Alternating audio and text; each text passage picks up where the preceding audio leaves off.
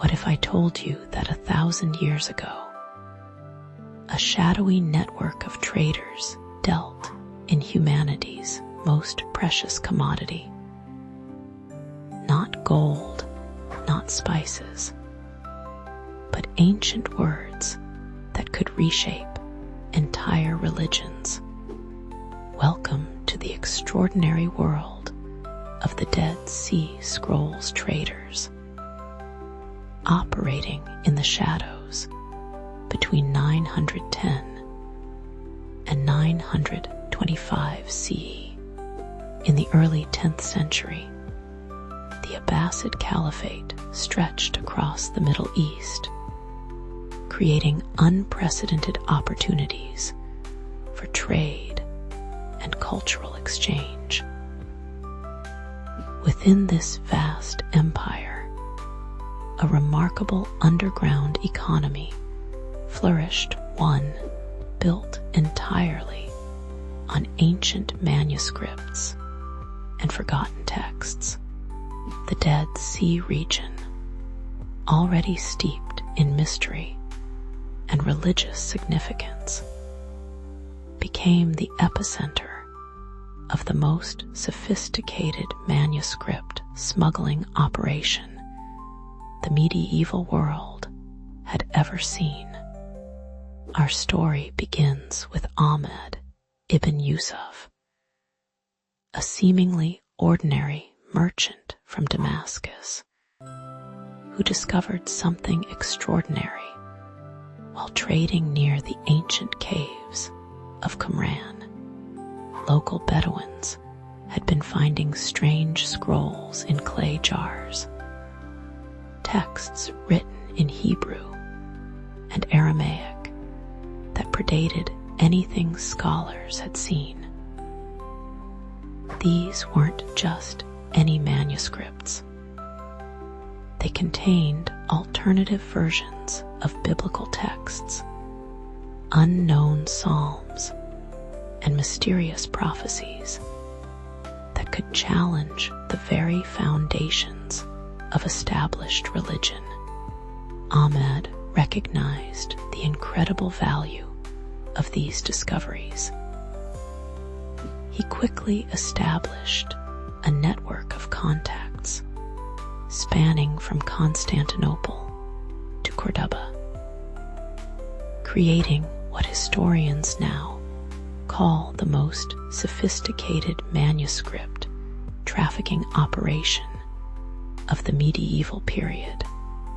His network included Jewish scholars fleeing persecution, Christian monks seeking lost texts, and Islamic scholars fascinated by comparative religion. The operation worked with clockwork precision. Bedouin shepherds, paid handsomely for their discretion, would search the caves systematically. They developed techniques for preserving the fragile parchments, wrapping them in silk, and storing them in specially designed containers. The scrolls would then be transported along established trade routes, hidden among legitimate cargo like spices and textiles. One of Ahmed's most trusted associates was Miriam Bat Abraham, a brilliant Jewish scholar who could authenticate manuscripts and determine their historical significance.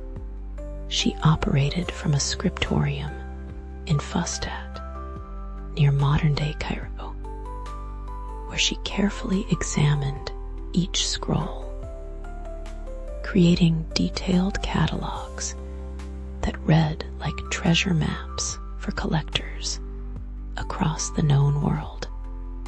The network's clients were as diverse as they were wealthy. The Byzantine Emperor Constantine VII reportedly paid the equivalent of a small army's annual wages for a single scroll containing unknown teachings attributed to Jesus. The Caliph of Cordoba acquired texts that provided new insights into early Islamic history. Even Viking traders, following routes down the Volga River, sought these ancient manuscripts for wealthy Scandinavian collectors, fascinated by exotic religious texts. But the traders faced enormous risks.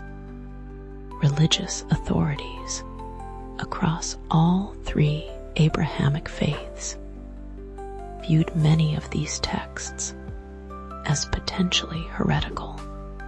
The scrolls contained variations of familiar biblical stories, alternative genealogies of important figures, and theological concepts that challenged orthodox interpretations.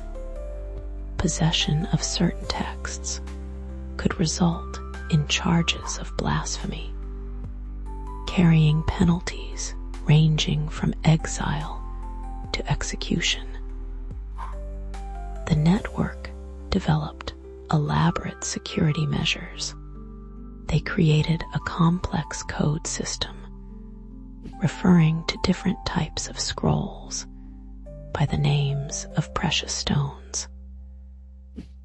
A ruby indicated a text with significant Christian implications, while a sapphire contained Jewish religious material.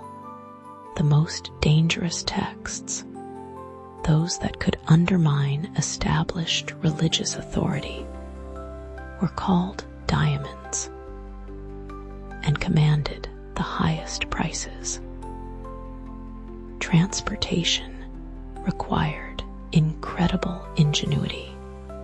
Scrolls were hidden inside hollowed-out prayer books, sewn into the linings of merchants' robes, and even concealed within specially constructed camel saddles. The traders established safe houses along major routes, places where manuscripts could be temporarily stored and examined by experts before continuing their journeys. The network's most remarkable achievement was the preservation of texts that might otherwise have been lost forever. Many scrolls contained the only surviving copies of ancient works. Some preserved alternative versions of biblical books, showing how religious texts evolved over centuries. Others contained entirely unknown works, lost gospels, forgotten prophecies, and historical accounts that provided unprecedented insights into ancient religious communities. However, the very success of the operation ultimately led to its downfall. By 920 CE, rumors of the scroll trade had reached the highest levels of religious and political authority. The Abbasid Caliph al-Muqtadir launched an investigation, concerned that these ancient texts might be used to challenge the legitimacy of Islamic rule. Simultaneously, the Byzantine Patriarch condemned the trade as trafficking in forbidden knowledge. The end came swiftly in 925 CE. Coordinated raids across the empire targeted known members of the network. Ahmed ibn Yusuf was arrested in Baghdad, his extensive correspondence, revealing the full scope of the operation. Miriam Bat, Abraham managed to escape to Al-Andalus, but many of her carefully preserved catalogs were seized and destroyed. The crackdown was devastating. Hundreds of scrolls were confiscated and either destroyed or locked away in religious archives, where they remained hidden for centuries. Many traders were imprisoned, their roots disrupted, their carefully built relationships shattered. The sophisticated preservation techniques developed by the network were lost, and countless manuscripts that might have survived were abandoned to decay in their original hiding places. Yet the legacy of these medieval manuscript traders extends far beyond their brief period of operation. Their preservation techniques influenced later manuscript culture throughout the Islamic world.